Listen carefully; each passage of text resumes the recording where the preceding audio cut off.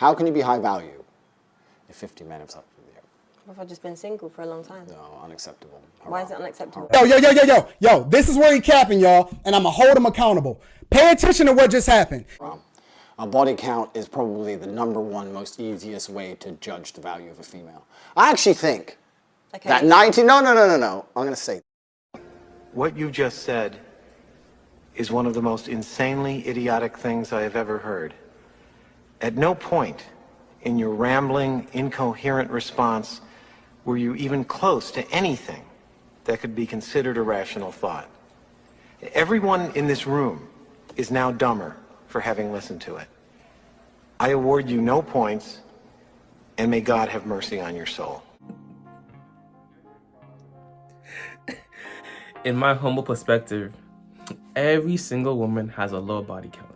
You know, one time my friend and I, we were just to scout the competition on, like, see how the guys' dating apps were looking, just to get some picture inspiration on how we can improve our dating profile. We made a fake girl Tinder account, right? And I kid you not, within 24 hours, probably less than 24 hours, she had over 99 likes on her account. Emotional, damn it! 99 likes on her account. Do you honestly think, let's say any woman who goes on a dating app and is getting 99 likes, is smashing all 99 men? From you as a perspective, from all the guys out here, the amount of girls who don't reply to messages, who flake on dates, the amount of girls who change their mind last minute, who don't want to kiss you, there's a lot of shit that happens before you even get to smashing a girl that could derail the encounter from happening. So to think that a woman even has a high body count to begin with is ridiculous. You're showing me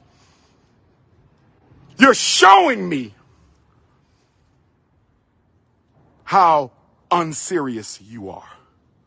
I say on a minimum scale, 10 guys per year try to holler at this girl from 18 to 28, right? 10 guys per year times 10 years, 100 guys. That's like the most minimum, right?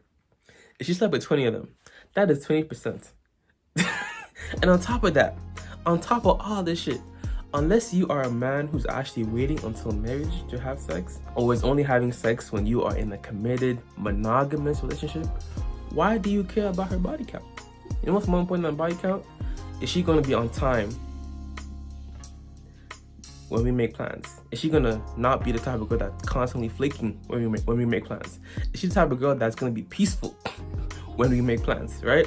Is she the type of girl that is not a selfish lover in bed? Because of what?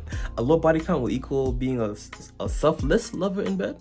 I don't necessarily. Those two are not correlated necessarily. Oh, I say it again. You've been had. You've been took. You've been hoodwinked. Bamboozled. Led astray. Run amok.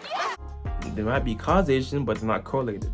A low body count and someone who's not a selfish lover in bed? Bro, come on now. The most important barometer is how she treats you. Is she on time? Is she treating you well? Is she peaceful? Do you enjoy being around her? Because she can have a low body count, and low body count usually equates to low libido. So unless you were trying to be one of these people in the Reddit forums on the r/dead bedroom complaining about the frequency of your intimacy with your girl, you probably don't want a girl with a low body count anyways. A female. I actually think that 19... No. I'm going to say this. I think 99% of the world's problems, and no one's going to understand this, but if you can extrapolate, if you can listen to this statement and extrapolate it out towards society at large, I think 99% of the world's problems would be solved if females walked through life with their body count on their forehead. Because it would prevent all of the disintegration of morals. It would prevent so many things about the world. But you know what? There's like and women would be like, to be with me as a man, I don't want to put another number on my forehead. You have to be a good man. They wouldn't stop fucking these idiots and stop being idiots, and all the idiocy would disappear. All the degeneracy would disappear.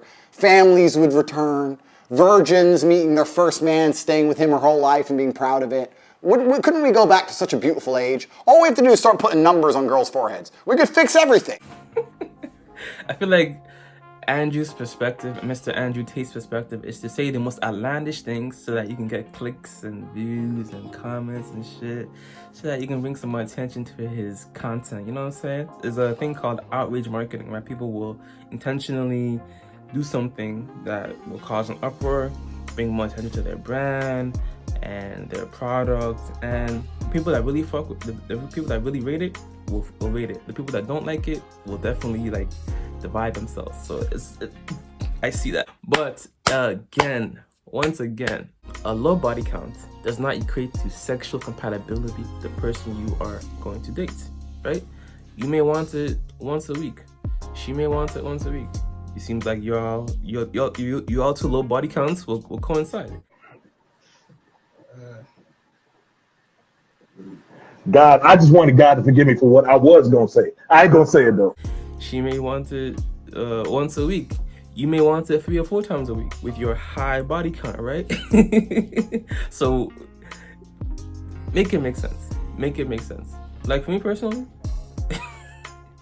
my perspective on even the concept of cheating is, don't let me catch you, right? If you're treating me right, if you're treating me like, giving me like, you know, my belly's full, balls are empty, all that shit, and there's no difference in how you're treating me, and you're able to keep the cheating from me, hey man, shout out to you.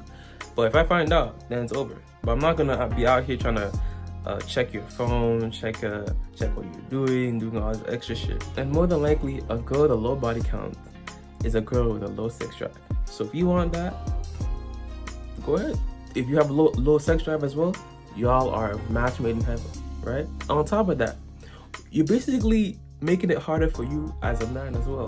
If you're out here trying to have non-monogamous casual sex with women, and you're telling them to have a low body count, how does that make sense? How does that make sense? You know what I'm saying? That's not how the game is played. You can't do that. So unless you're out here waiting until marriage, waiting until you and that girl are in a committed long-term monogamous relationship, why do you care about the body count of other women? You're contributing to the low body count. You're lowering their value, as some men on the internet like to say. The most important part of this whole sexual compatibility shit is she treating you well? Is she, you know, giving you that sloppy toppy? Is she like willing to be? Is she a giver in bed as well, compared to being a selfish lover? Some girls, they like getting head, but they don't like giving head. Is that okay with you, right? Maybe that's why her body count is low. But at the end of the day, I'd rather have a girl with a high body count who's always on time, rarely flakes, treats me well, is able to cook, you know, is hygienic, right? All that shit, compared to the girl that has a low body count, but then the sex is whack. She's constantly late. She has a bad attitude. Because like he's making it seem like the body count equates to a girl being this good, wholesome type of woman. Those two are not necessarily causation or correlated. As always, if it doesn't feed you, don't water it. And too much of any good thing is good for nothing. How you lot doing today? Say with me. I am doing more, saying less, and keeping that same energy. No cap. Flip the script. I'm out. Deuces. Bow. Every day me I be calling, babe. Wanna tell you that I'm sorry, babe. Make it come and make it go today. I still love you, babe. One lie, baby, our love is a sweet game.